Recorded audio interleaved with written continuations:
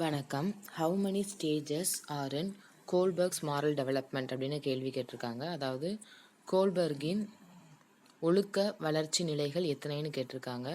பொதுவாக வந்து 6 நிலைகள் இருக்கும். ஸ்டேஜஸ்ன்னு பார்த்துக்கிட்டா 6 ஸ்டேஜஸ் இருக்கும். லெவல்னா 3 லெவல். ஸோ இதுக்கான ஆன்சர் வந்து என்ன கொடுக்குறாங்க நம்ம வெயிட் பண்ணி தான் பார்க்கணும். 10th கொஸ்டின் நம்ம பார்க்கலாம். Hormone enhances oxygen utilization and metabolism in tissues அப்படின்னு கேட்டிருக்கிறாங்க. ஸோ இதுக்கான ஆன்சர் உங்களுக்கு ஆப்ஷன் டி தைராக்சின் தான். ஹார்மோன் திசுக்களில் ஆக்சிஜன் உட்கிரகித்தலை அதிகப்படுத்துவதுடன் வளர்ச்சிதை மாற்றத்தை செயலை கட்டுப்படுத்துகிறது அப்படின்னு கேட்டிருக்காங்க. ஸோ அதுக்கான ஆன்சர் வந்து டி தைராக்சின் தான்.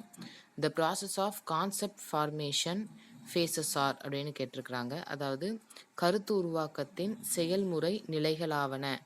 அதுக்கு கரெக்டான ஆன்சர் ஆப்ஷன் பி பெர்செப்ஷன். அதுக்கப்புறம் தான் உங்களுக்கு என்ன வரும், அப்ஸ்ட்ராக்ஷன், அப்புறம் தான் ஜென்ரலைசேஷன். ஸோ ஃபஸ்ட்டு வந்து புலன்காட்சி, அப்புறம் தான் கருத்தியல் நிலை மற்றும் பொதுமைப்படுத்துதல். இதுதான் இதுக்கான ஆன்சர். நன்றி.